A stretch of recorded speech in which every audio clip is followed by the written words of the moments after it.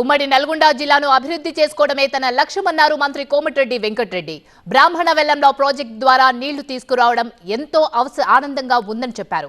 త్వరలోనే ఎస్ఎల్బీసీ పనులను కూడా పూర్తి చేస్తామని తెలిపారు మంత్రి కోమటిరెడ్డి వెంకటరెడ్డి. గత 10 ఏళ్ల బీఆర్ఎస్ పాలనలో నల్గొండ జిల్లాను పట్టించుకోలేదని ఆరోపించారు మంత్రి కోమటిరెడ్డి వెంకటరెడ్డి. రాబోయే 4 ఏళ్లలో జిల్లా ప్రజల కోసం అహర్నిశలు కష్టపడతానని తెలిపారు. దీనిపై మరింత సమాచారాన్ని మా సీనియర్ కరెస్పాండెంట్ రేవన్ అందిస్తారు.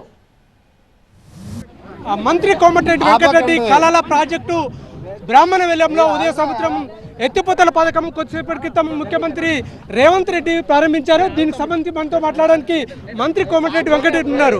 చెప్పండి, మీ కళల ప్రాజెక్టు ఈరోజు ప్రారంభించబడ్డది, ఎట్లా ఉంది, ఎట్లా ఫీల్ అవుతున్నారు?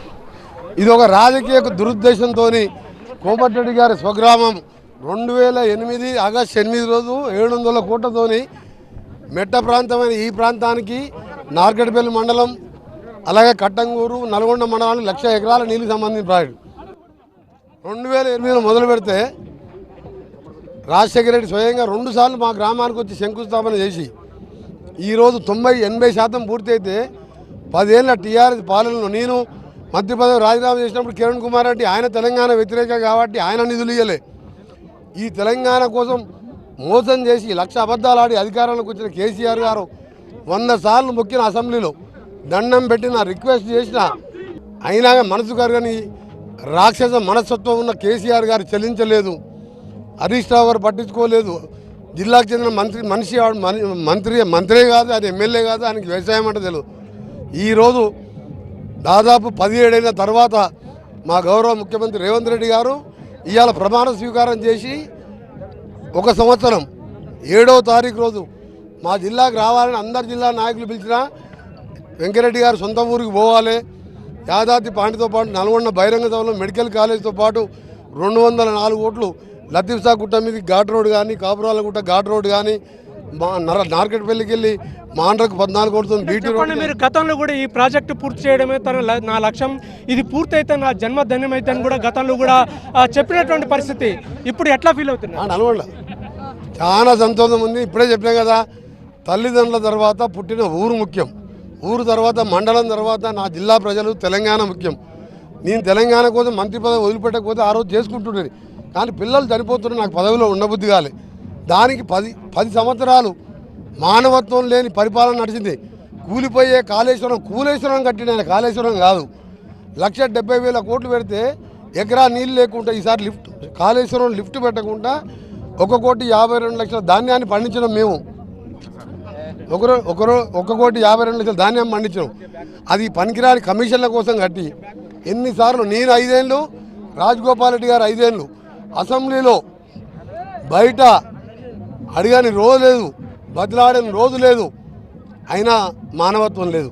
అందుకని ఒకటే చెప్తున్నా, 17 ఏళ్ళు ఆగిన ప్రజలకు చెప్తున్నా, మీ రుణం తీర్చుకుంటా, మీ కాళ్ళు కడుగుతా, ప్రతి ఎకరాన్ని నీళ్ళు ఇస్తా, సొరంగాన్ని పూర్తి చేపిస్తా, బస్వాపూర్ పూర్తి చేపిస్తా, గన్నమల పూర్తి చేపిస్తా, వచ్చే మార్చి నాటికి బ్రాహ్మణ వేళలో 1,00,000 ఎకరాలు నీళ్ళు అందిస్తా.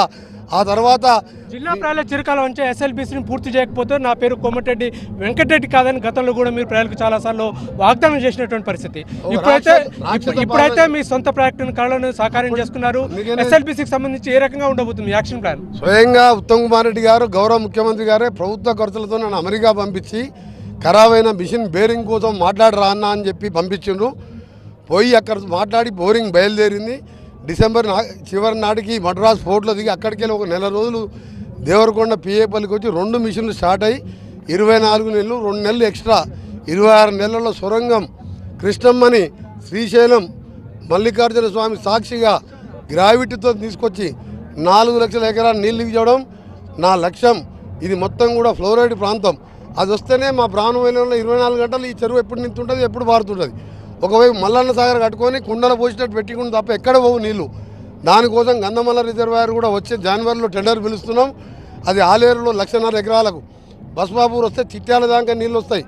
ఇవన్నీ కూడా కమిషన్ల కోసం చేసాను. మాకు అధికారం ముఖ్యం కాదు, నాకు పదవులు ముఖ్యం కాదు. నేను వచ్చే 4 ఏళ్ళు 24 గంటలు కష్టపడుతూ ప్రతి ఎకరాన్ని సాగునీళ్ళు అందియాలి. మిషన్ భగీరథ పేరు మీద దోసుకుంటే 2 నీళ్లు కలిసిపోయి మళ్ళా ఫ్లోరైడ్ నీళ్ళు తాగుతున్నాం. ఆ నీళ్లు చేయాలి. యూనివర్సిటీతో పాటు ప్రతి గ్రామానికి ఇవ్వాలనే 204 కోట్లు మీరు రోడ్ ఇచ్చినాం.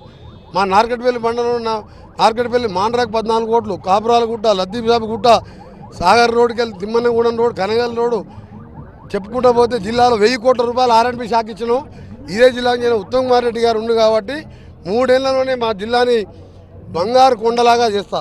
మొత్తం మీద తన కళల ప్రాజెక్టు బ్రాహ్మణ వేళ ఉదయ సముద్రం ప్రాజెక్టును పూర్తి చేయడంతో తన జన్మ ధన్యమైందని చెప్తున్నారు. మరొక 2 ఏళ్లలో ఎస్ఎల్బిసి సొరంగ మార్గాన్ని కూడా పూర్తి చేసి ఈ జిల్లాను సస్యశ్యామలం చేయడమే తన లక్ష్యమని మంత్రి కోమటిరెడ్డి వెంకటరెడ్డి చెప్తున్నారు. కెమెరా పర్సన్ కుశల్తో రేవణ్, టీవీ9 బ్రాహ్మణవెల్లంల. నల్గొండ జిల్లా దామరచెరలలో విద్యుత్ పవర్ ప్లాంట్ యూనిట్ 2 ప్రారంభోత్సవాన్ని ఇప్పుడు లైవ్ లో చూద్దాం.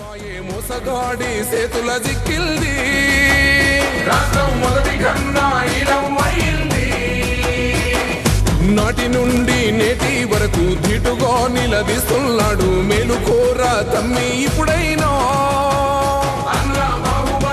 ముందుకు వచ్చాడు. గుండె నిండా తమ్మున్నోడు కొండనైనా కొడుతాడు. ఆడు ఎవ్వడు ఈడు ఎవడు అందరం రేవంతు వెంటే 3 రంగుల జెండా బట్టి సింగమోలే కదిలినాడు. ఒక్కరో కాంగ్రెస్ సూర్యుడు మన రేవంత్ అన్న నిగ్గదీసి అడిగే